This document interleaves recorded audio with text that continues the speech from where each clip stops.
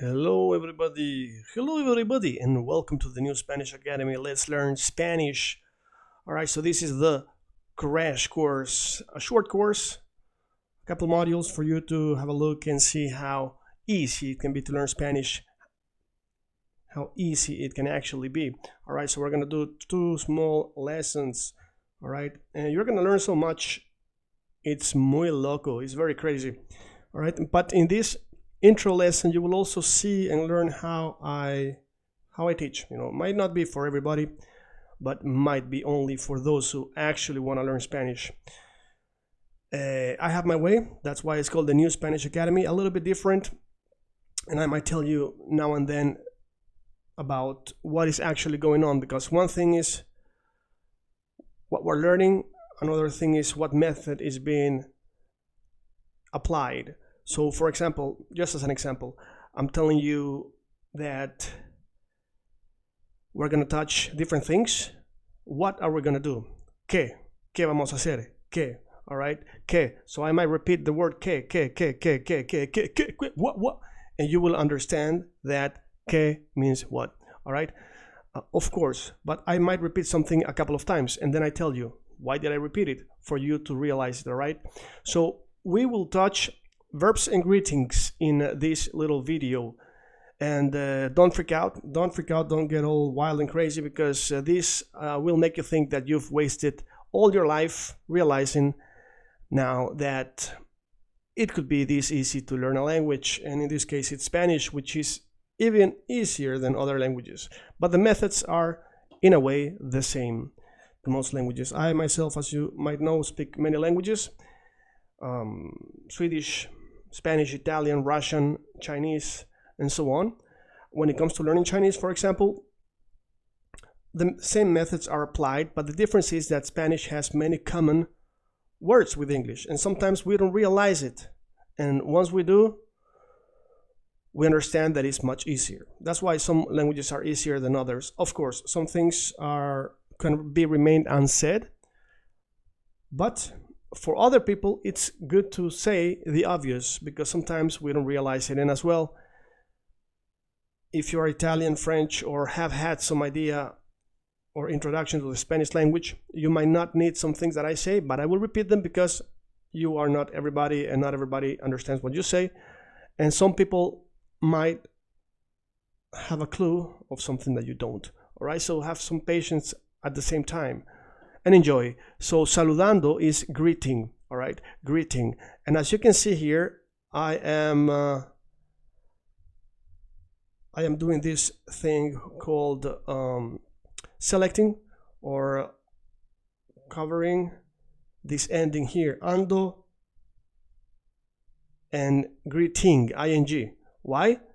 You might think I want you to put one and one together, because the ing ending, when we have often in verbs like playing, singing, and so on, in Spanish oftentimes ends with ando, endo, all right? So now we know this. So you start to think, how do I say playing in Spanish? Can it be playando? Of course not, because the word play is different in Spanish, but at least you got the ando part going. So that means that you are thinking, all right? So you can play around and say, I am playando with two. It's wrong Spanish, but at least you are feeling the language, all right? So let's go with this. Hola, ¿cómo estás? Something you might know. Hello, how are you? Hello, how are you? Hola, ¿cómo estás? Now, ¿cómo means how. And as you can see, there is a little thing on top of the O, which is the accent called in some languages. And in Spanish, it's called acento or tilde, all right? So it's important to know that we have this. Don't get scared.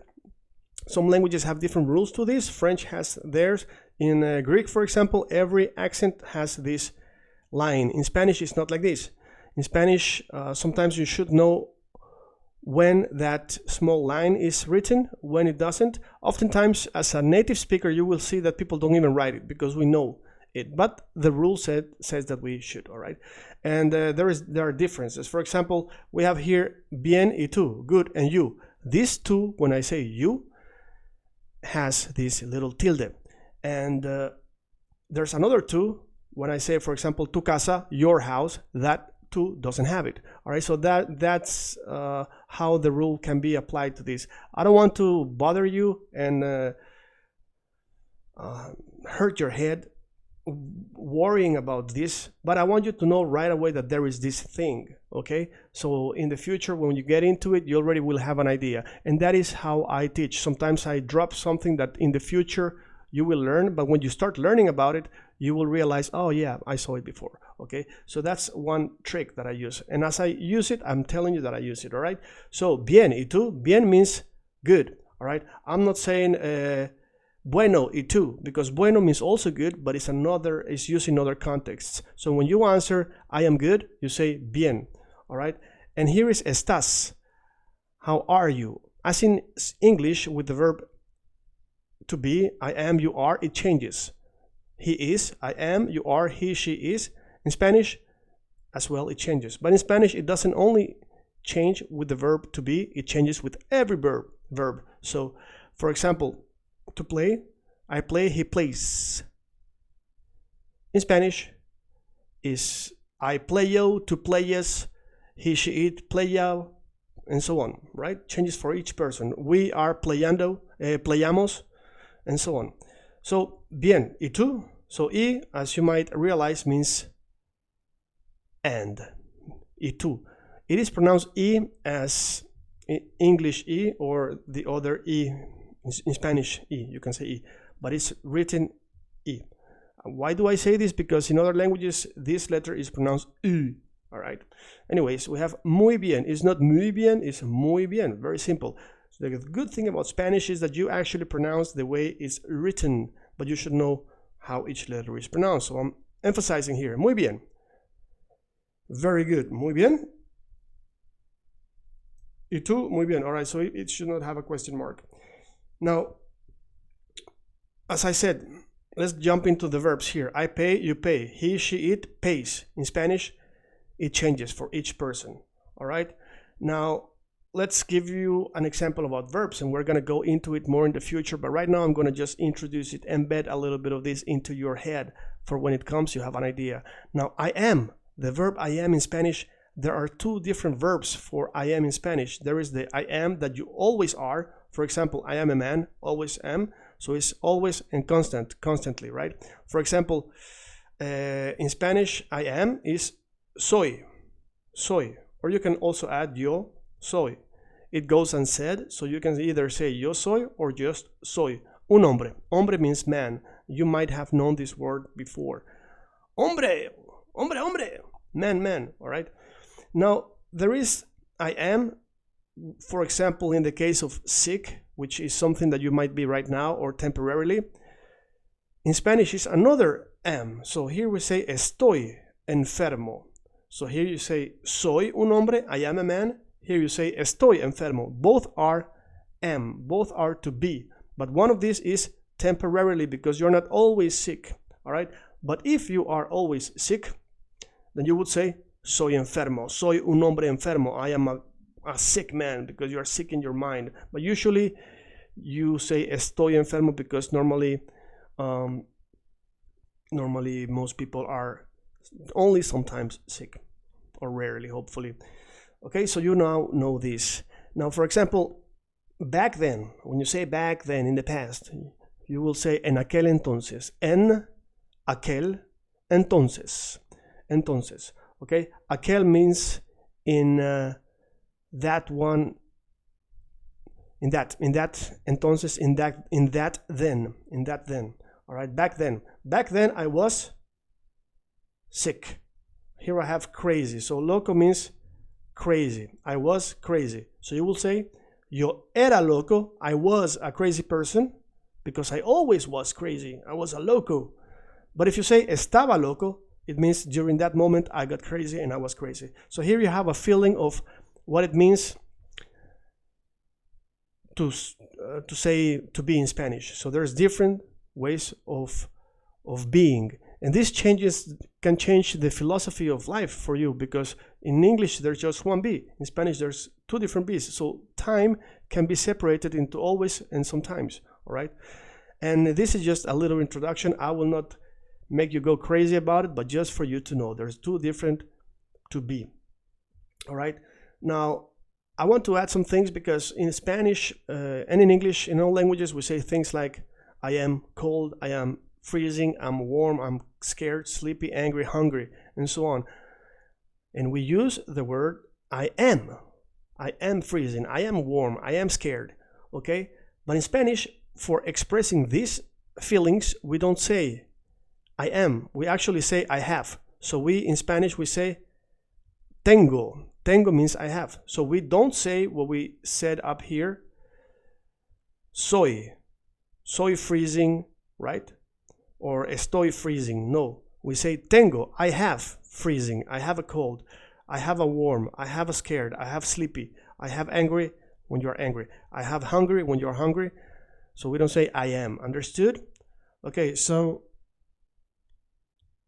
here we go down, and now you're gonna actually okay, so this is actually a technique that I use here. So I use the Spanish tengo, I have, and then I use the Spanish with the English. Tengo, freezing, tengo, warm. I have warm, I have freezing. So you start feeling it how it is in your language, and it feels weird, but that's easier to do a transition when we go over to Spanish. Now, how do we say it in Spanish? We say tengo frío. So frío means cold. Tengo calor. I'm warm. It's hot, right? Tengo miedo. I'm scared. So you don't say I am scared. We say I have scared. Tengo miedo. I'm scared. I'm sleepy. Tengo sueño. Sueño means actually dreamy. I'm dreaming. I am dream. Basically, is how you say. I have dream. That's when you are saying that you are sleepy. And it's interesting how languages come up with words, and that can change your philosophy of life, because when you say I'm sleepy, you're thinking that you're about to sleep. In Spanish, you say I have dream. I have a dream. So you're becoming asleep, and then you get the dream. All right. So it's interesting how that happened, right? And as a teacher and as a person who learns languages, you will start, if this is your first language, I'm telling you, you will start to think about these type of things. Why do they say this in Spanish, and why do we say this in English? Why do they say this in Russian or German or Swedish, Chinese, and why do we say this like this in English? Interesting, right? So I am angry is tengo rabia. Now, rabia is not just angry, it means rabies. When you are like, you are pissed off. I have rabies, right? So this is like an exaggerated, not just angry. Otherwise, in the case of rabia, in the case of just being angry, you will say actually I am, estoy enfadado, right? Or in some countries we say estoy bravo, all right? But let's use the case of tengo, because I want you to understand and know that in Spanish we have this. Since this is the introductory lesson, I don't want you to expect that or assume that I expect you to learn this and know this. I am just giving you this idea, because when we're going to go through it later, you're going to remember that, okay, this happened before, I have been warned about it, now it's a repetition. So every time you learn something new, you are not jumping into it, you are repeating something that you kind of saw before, okay? That's what's great about Spanish. For example, when you learn how to say dancing, you might not remember, but there's many words in Spanish that say bailando, bailamos, bailamos, and so on. You're like, okay, I heard it before. Now this is what it means. Doesn't mean that I have to remember it right now. But once you know what it means, you heard it before, it's about repetition in different sequences and different times. All right? So we try to remember things. Now, one other trick that I did just a second ago is I started the lesson with this. Hola, ¿cómo estás? Hi, how are you? Good, and you? Later on, I'm going to get back to it. So I start something and then I go back to it in the future. And sometimes I throw you into the storm to later see the light. And it can be confusing. And sometimes I give you a little seed of what's going to happen, and then I throw you into the storm so the storm doesn't feel so heavy. Okay? Now, let's see here. Tengo hambre. Tengo hambre.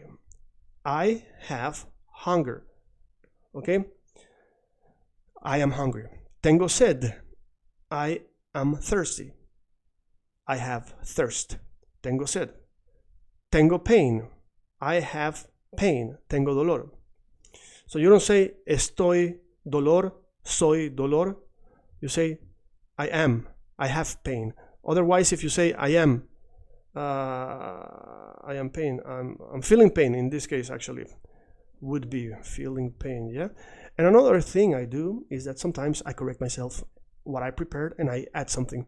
Or sometimes I don't correct myself, but I might be explaining something and I'm thinking maybe you attending the class might have this question and I will add something. That's what I love this. That's why I love doing this, as if we are actually live in a class. So tengo dolor is I have pain, all right? And also, when we talk about years, I am 10 years old, 15 years old, I am 20, I am 25, I am 13 years old. In 30 or 40 and so on, I'm 50. I say it like this so you cannot guess how old I am. So in Spanish, we say I have. I have 20 years. I have 30 years. And that's why you might hear some foreigners, when they speak English, they actually don't say I am 30 years. They say I have 30 years, or when I had 25 years, or when I had 40 years, right? Once you hear their mistakes, this is another trick. When you hear foreigners' mistakes, it might tell you something about their language. Okay? So, yes. And then you might also ask yourself, interesting that in Spanish, when it comes to time, I am, it can be about right now or always. And then when we talk about how old you are, it's not how old you are, because you are not the age, you are not old. In Spanish, we say, I have this age. So it also changes your way of thinking about life, your philosophy about life. So that's why I have something called, I talk a lot about the philosophy of languages, and this is for another site, another course, and so on, because I have other courses, as you might guess, and as you might, yeah. And let's have a look at this. So now, as we say, I have cold, you can also say it gives me cold. Me da. To me, da, it gives. So dar, it means to give. Me da, it gives me. All right, it gives me cold. Me da frío. Being here, me da frío. Being here, it gives me cold. Me da calor. Being there, me da calor. Or the weather, me da calor. Me da miedo. I watched this movie, and this movie me da miedo. This movie gives me, fear. Me da sueño. At this time, it gives me sleepy. It gives me dreamy. It becomes dreamy, right? Me da rabia. That makes me so angry. It gives me so much anger. It gives me so much pissing off. It gives me so much rabies. Me da rabia. Okay? Me da hambre. So you smell the food in the restaurant and already you can say me da hambre. Before, I didn't say tengo hambre. I didn't have hungry. I didn't have hunger. I didn't have hambre. But smelling that, me da hambre. Smelling that gives me hunger. All right? So it's funny how women, they get angry when they are hungry. So angry, hungry, in Spanish we just say hambre. And remember that if you forget, hambre, hombre. Hombre is man. Hambre is hunger, and hombro means shoulder. All right. So sometimes those are just word plays that can help you remember more words. So there's another technique. There you go. I'm just throwing techniques left and right, and it's not just for the intro lesson. It's just how I am when I teach. And if you know me, when I talk about anything, I just get into languages and philosophy and crazy stuff like this, because it is all connected. So pain. I am pain. I am feeling pain. Tengo dolor. Me da dolor. So when I do this movement, like right now, I don't have pain, but when I do this movement, me da, it gives me dolor. It gives me pain. Now, for years, you don't say me da. It gives me 20 years. You don't say this, all right? But it's good that you know that we have this. Now, you don't have to remember all of this right now. I'm not expecting you to do it, but you have to know that in Spanish, when we say I am cold, I'm freezing, and so on, we say I have, okay? Why do I tell this? Because just a moment ago, we were looking at the words I am crazy, or I was crazy, was when? I was always crazy. Yo era loco. I was always crazy. Yo estaba loco. That night, I just was crazy. You know what I'm saying? So there's different. And then you want to say en aquel entonces, back then. Aquel entonces is a phrase that makes you sound like you know Spanish better than you do. And this is what I tell my students to motivate you guys to become better, saying something like, saying basically, I tell my students, you gotta fool the natives. You gotta fool them. Sounds like a bad thing, but in this case, it's a good thing because I'm telling you, fool the natives, making them think that you know more than you know. Making them think that you've been living in the native country for 2 years when you actually been living there for 1 month or for half a year. Okay, so you fool them. Okay, so if you say en aquel entonces, people will think, oh, that's a good phrase. So this is another technique. I'm just giving you another crazy technique. Now, when you say en aquel entonces, you want to say it like this: en aquel. So you want to connect. You want to connect the phrases. En aquel entonces, and same here.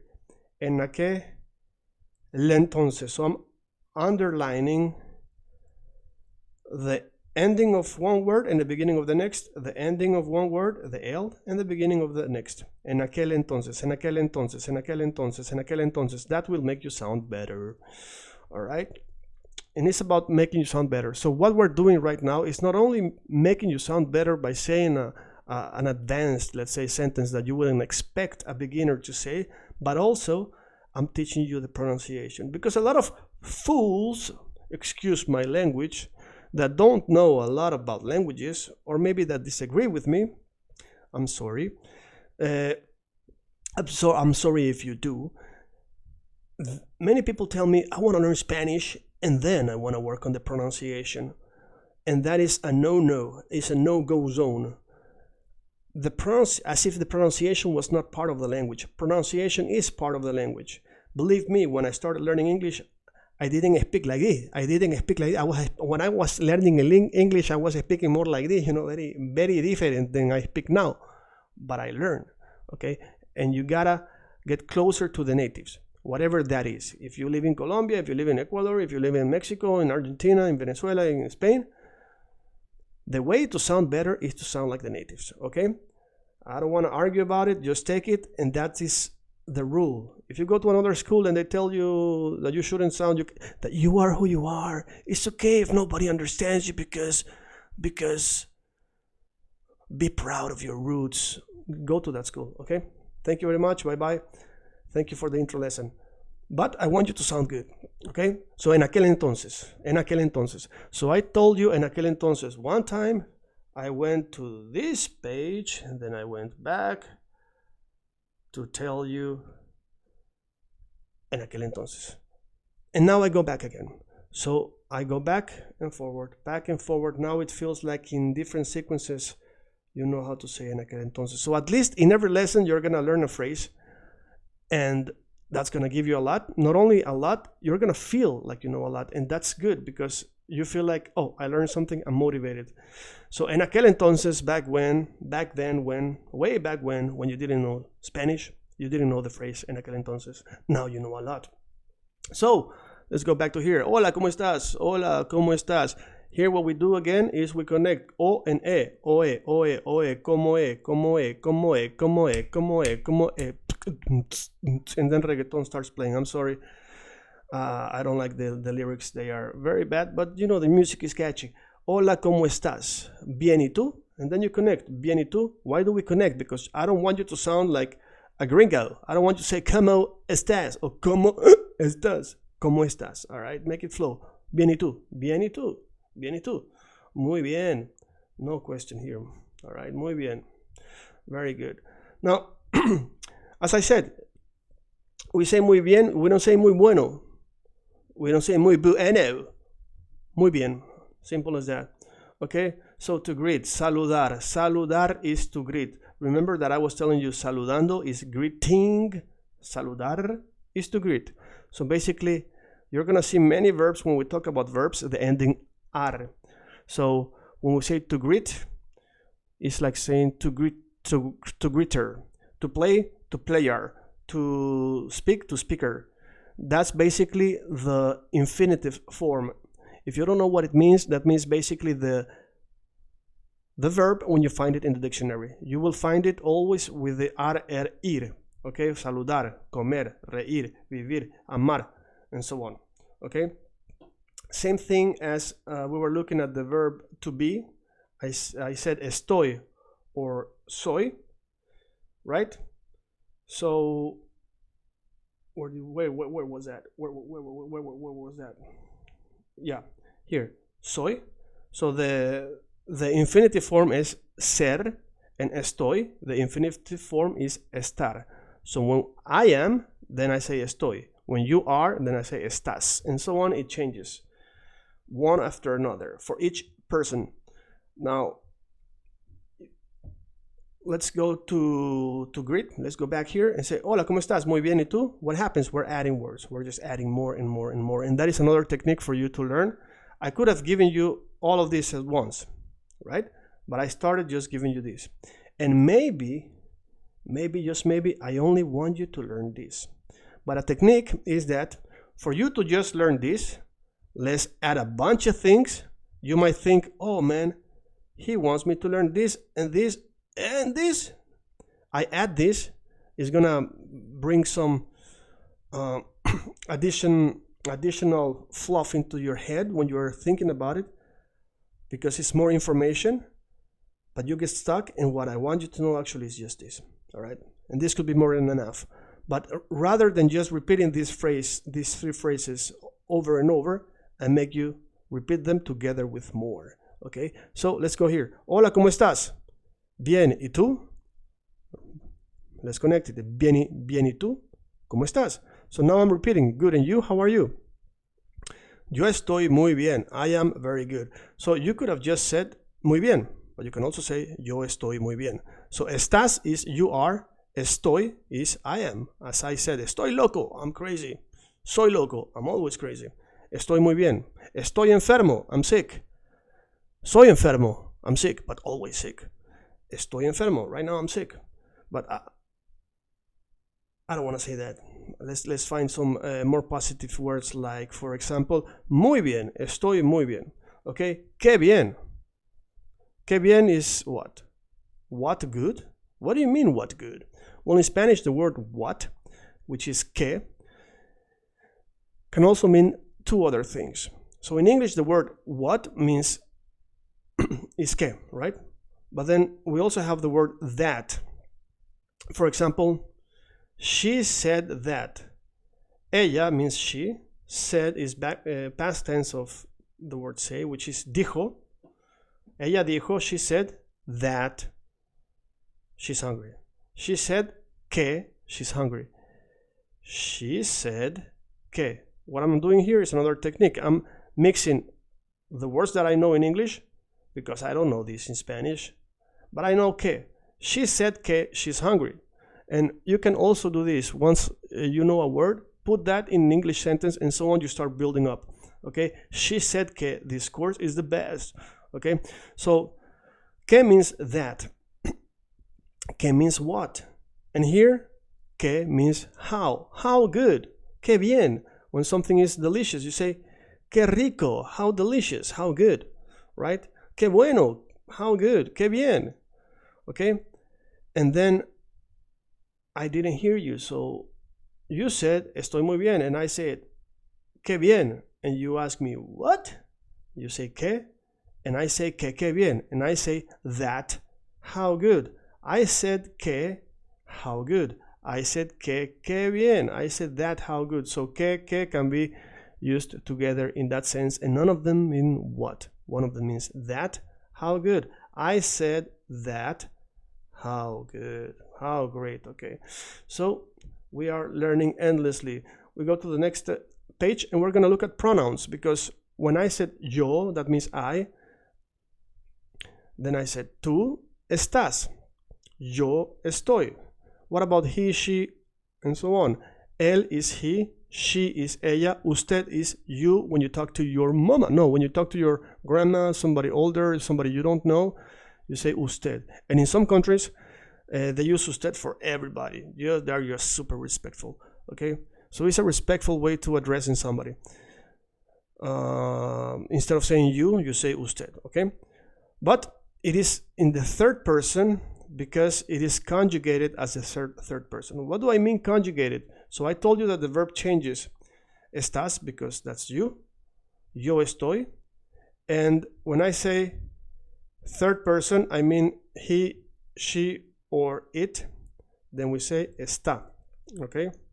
And it has this little thing, this tilde. Él está muy bien. He's very good. Ella está muy bien. She's very good. Usted, you, respectfully, está muy bien. Okay? Usted está muy bien. Ella está muy bien. Él está muy bien. Everybody good. All right? Muy bien. Great. Nosotros, that's we. Vosotros is you guys. Ustedes, as you might guess, is the same as usted, but with an es, with ustedes. We add an s. That means plural. That means you guys.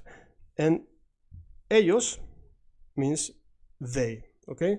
So ella means she, él, and is he. Ellos is you guys. Sorry, they, not you guys. Don't be cutting this video and say, look what he said, man. Correct myself. Ellos is they. And if you want to say they, but they are all girls, you say ellas. Okay? So, ellos y ellas. Now, just as usted is conjugated as the third person of singular, singular means one person, plural means several people, right? So, yo, tú, él, ella, usted. First person, yo. Second person, tú. Third person. In plural, first person plural is we. Second person plural is you guys. And third person plural is they. But ustedes is just as in singular, conjugated as the third person, basically.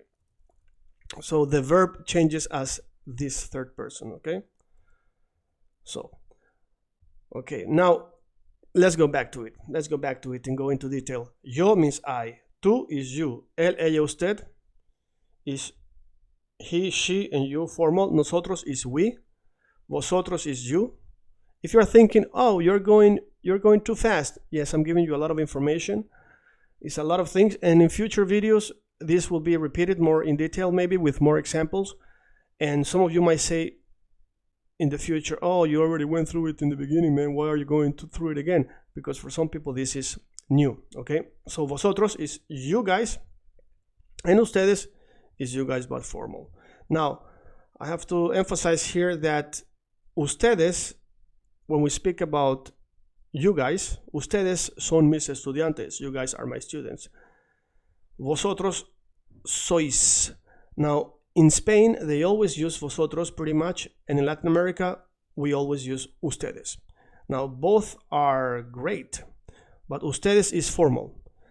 Now, it doesn't mean that in Latin America, everybody is speaking respectfully. It's just basically, it just stuck. It's just stuck. And people use always ustedes and never vosotros in Latin America. Okay. Now, ellos y ellas. We already went through that. Now let's explain again what we said before. So maybe before, when I said first, second, third person, it went fast, and you're like, what are you talking about? Why are you going so fast? Because later I'm going to repeat it, and I'm going to have the numbers. So you're going to see, oh, that's what he means. First, second, third, singular. That means one person. Yo. Why is it the first person? Because you speak in first person, I speak as myself. Some people that are great people, as I'm kidding right now, maybe in movies or something, they talk about themselves in the third person, like Terminator thinks your time is over, and he is himself Terminator. He speaks about himself as the third person. Okay, so third person. He, she, it. Now in plural, we have first, PL, plural. Nosotros, vosotros, ellos, ellas. They. We just repeat it quickly. Okay. And let's have a look here. We have pronombres. Yo, tú, él, ella, usted, nosotros, vosotros, ellos. Shortly and concise. We're gonna end quickly because we have a lot of information. Saludar, greet. Hola, ¿cómo estás? Yo estoy bien. Bien, ¿y tú cómo estás? Tú estás bien. Yo estoy muy bien. I am very good. Qué bien. How good? ¿Qué? ¿Qué bien? What? That how good. I said how good. Estoy bien. Estás bien. Yo estoy bien. I'm good. Tú estás bien. How do you say he is good? Now, how about the rest of the people, right? We already spoke about estoy and estás. Are you going to repeat yourself again? Yeah. Él está. Nosotros estamos. Estamos. Now, we add estamos when it's we. So, I am, estoy. You are, estás. He is, está. We are, estamos. You guys are, vosotros estáis. Remember, in Spain they use it like this, estáis. And in Latin America we say ustedes. So ustedes están. And they, ellos están. So I estoy, you estás, he está, we estamos, you guys estáis, you guys están. So here we have you guys, and the grammar is different. In Spain, they say estáis. In Latin America, we say están, because it's the third person, just as they están. Okay? Now, let's have a look at the same thing, but with the numbers, singular, plural. Yo estoy, tú estás, él está, nosotros estamos, vosotros estáis.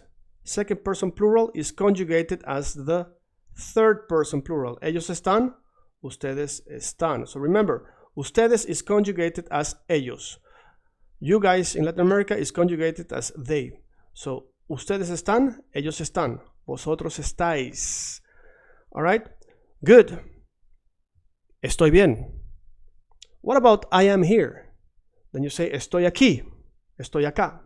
As you can see, aquí has this little accent on the top. Acá also has it. Now maybe you start to figuring out, maybe there is a rule. I see that there is this little accent at the end sometimes. Yes, sometimes no. The rules about that will come in the future. Now, aquí is here, acá is here. Estoy bien. Estoy aquí, estoy acá. Now let's look at this. What about if we want to say more things? Now conjugations, if you wonder, I already said this word. Now you see it here. Now you see it written. Now I said it, now I write it. Now in Spanish is conjugaciones, because it's plural, is many, right? So as in English, when we add an S, becomes many things. In Spanish, we also add an S. Very similar. Not all languages have these similarities, which is great for us learning Spanish. Okay, so yo estoy, tú estás, we already went through it, but now here we're adding. Okay, so we want to add here the words. Yo estoy aquí, I am here. Tú estás aquí. Él está acá. Same thing, right? And of course, I forgot this little thing. Sometimes we forget, all right? Él está bien. He is good. Mal is bad, like malicious. Yo estoy mal. I'm bad. Yo estoy bien. I'm good. Tú estás mal. You are bad. But in this case, is right now I'm bad, right? Feeling bad, for example. Él está mal. Estamos, for example, here, estoy contento. I'm glad. Content. Tú estás contento. Él está contento. Nosotros estamos, we are contentos, because we're many, right? So remember, nosotros estamos contentos. Don't say nosotros estamos el contento. No, nosotros estamos contentos. Okay? Now I did this funny joke. Nosotros estamos al contento. This is something that I tell my Spanish-speaking students when they want to learn English. Play Spanish with the English sound, then it will be easier to transition to English with the English sound, because a lot of people have this idea that they will betray their roots if they speak with a correct accent, so they like to speak with their own accent. That's why I tell you now in English, as a practice to learn Spanish, start speaking English as a warm-up before the class with Spanish accent. For example, Okay, the Spanish class will start in half an hour, and I am getting ready. Now I'm warming up the brain, I'm warming up the words, because it is very easy that when I start the class in Spanish, I speak Spanish with the English accent. That is why I am speaking English right now with the Spanish accent, so later the transition will become more easier, okay? Yeah, act a fool, it becomes fun, all right? So we have here, vosotros estáis, you guys are felices, contentos. Remember, if it's plural, more people, we add an S. Vosotros estáis felices. Vosotros estáis tranquilos. Tranquility means calm. Remember, the S is for many people. That means that if I say, yo estoy, I am tranquilo. Tú estás tranquilo. Él está tranquilo. Usted está tranquilo. Now, enojado, we spoke about the word being angry, pissed. Now, another way to say it is not I have anger, I have rabies. We're going to say estoy enojado. So this was an example I gave also for a second, way back when. En aquel entonces, way back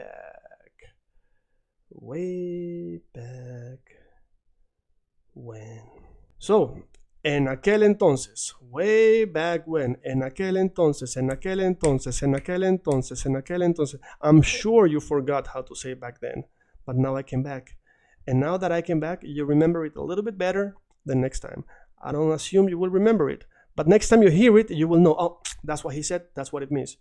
And then maybe the 5th time you will be able to say it by yourself, or maybe the 20th time. Okay? Alrighty. So, we have here tranquilo or tranquilos. Ellas están. This is ellas, so it's girls, remember? They, the girls, están. Then it will be tranquilas.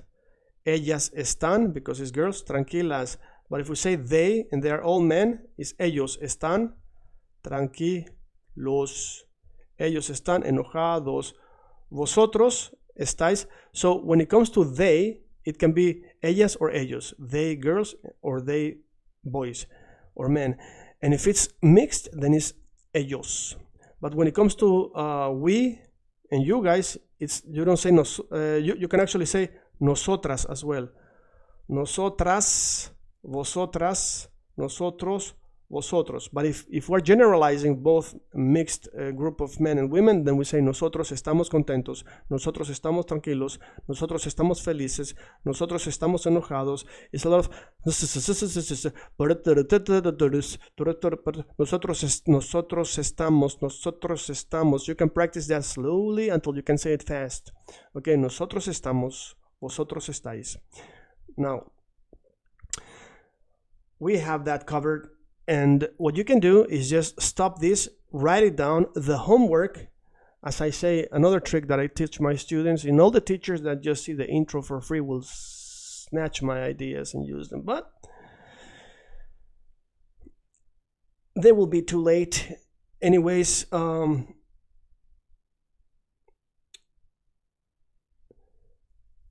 nosotros estamos, vosotros estáis, ustedes están, nosotros estamos. What you can do, if it is hard for you, is say otros, which is others. Nosotros, we others, we. Nosotros está. So you can say otros estamos. Now, some of you might have a problem with the or r. If you're Russian, you don't have that problem. If you're Italian, you don't have. If you're maybe Swedish, depending on where, you don't have. If you're German, you will have this problem. If you're English, you will have this problem. If you're French, you will have this problem. Not knowing how to say r. I will have another video about that. Okay? So, now, I think that we have seen a lot of things, a lot of words. I was talking to you, of course, about the homework, and then I forgot what I was talking about. So, street work is not homework, meaning that I don't want you to sit and write something that I told you to fill in, because I cannot check it, but I want you to live it, all right? Because I will not be able to give you everything. My wish is for you to feel confident enough and push you that you can start speaking right away and using the language. And to use the language, you can start basically doing the homework, which I call street work. And that means that wherever you are, you say, yo estoy aquí. Okay?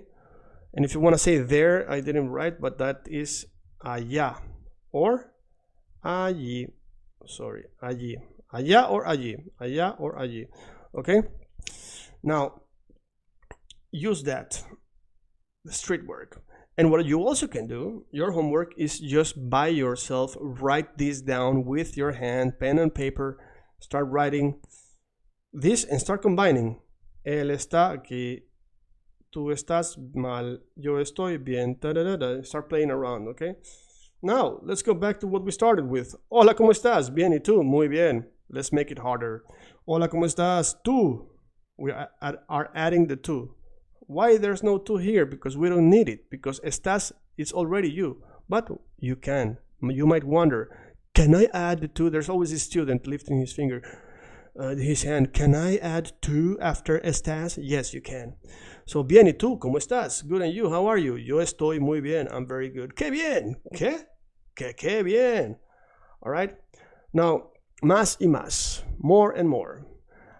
I have given you, just to say this short conversation, this short phrase, I have given you so many filling up things. That is más y más. More and more. Más means more. Más y más. Más means also adding to. This plus this. Eso más eso. Más is plus. Más is more. Más y más. More and more. The more information you get, the more aware you are. So basically, you might just remember all of this. Just this. But it became easier to remember and understanding it once you had the knowledge of. Just to know estás, I gave you the whole knowledge of the word to be, knowing that there are different be's. There's be to be always and to be sometimes. All right, one is estoy, I am, and one is soy, estoy and soy. You know that they change for each person. That's called conjugation. And then you know this phrase, en aquel entonces, when, way back then, en aquel entonces. You learn this and you learn how to say I am freezing, but in Spanish you know that you don't say I am, you say I have freezing, or it gives me freezing, right?